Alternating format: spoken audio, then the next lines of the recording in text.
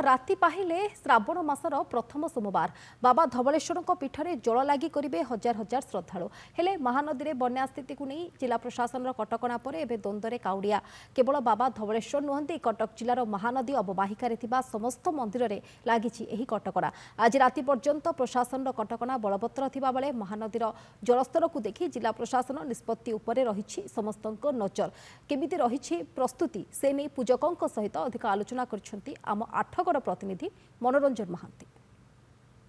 राति पाइले श्रावण मासर प्रथम सोमवार से धवलेश्वर पीठरे समस्त प्रस्तुति शेष होईची ब्यारिकेड बंधा सरी पूजक समिति पाखु समस्त बंदोबस्त कराई यार भितर एक द्वंद्व देखा जेहेतु बर्तमान महानदी में बन्या परिस्थिति सृष्टि होती से जिलापाल पक्षर मंदिर में 48 घंटार साधारण दर्शन बंद रही किंतु यार भितर बर्तमान किभली भाव जो काउड़िया भक्त मैंने जल लगी करें कि नहीं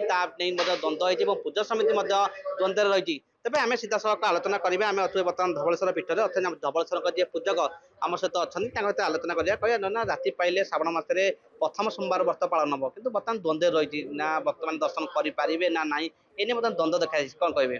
जय बाबा धवलेश्वर पूजक श्रीकीर्ति गंडपत्री निश्चित राति पाइले जे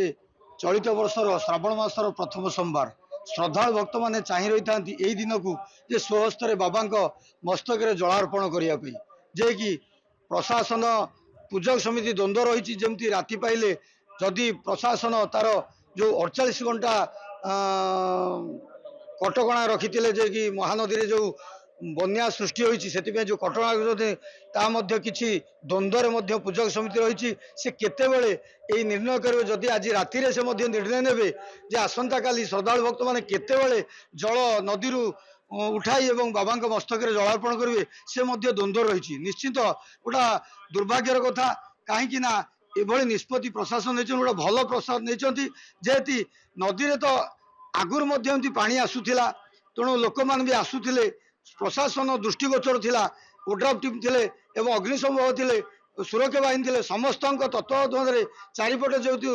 नदीर प्रस्तार रही स्रोत रही से मत जगुले जे कि जो निर्णय वर्ष नेले निश्चित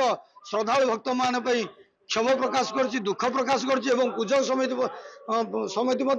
दुख प्रकाश कहीं जो निर्णय नेले जे चलित वर्ष जो श्रावण मासर प्रथम सोमवार जलार्पण करने 48 घंटा तार आसंता काली पर्यंत रही स्थिति जदि आज रात्र से किसी निर्णय नेबे तो श्रद्धालु भक्त मैंने निश्चित तार सौभाग्य अर्जन करेंगे जलार्पण करने तेणु प्रशासन को अनुमति करुचु निश्चित ये जो नदीर स्रोत जल को अनुकरण कर निश्चित